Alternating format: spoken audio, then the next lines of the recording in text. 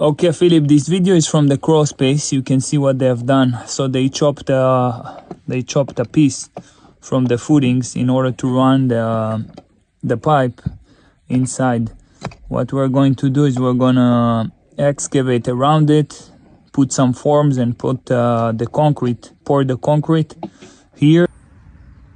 Okay, Philip, so as you can see, the guys dug below the pipe and they poured some concrete yesterday to seal the hole where the previous guy chopped the footings. We did some forms and concrete to seal this area.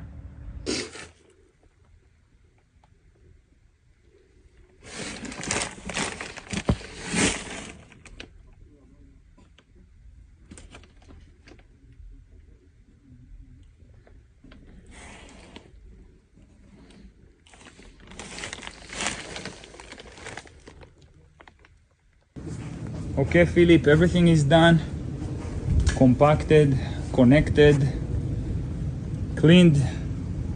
I'll send you the photos from inside. Looks great.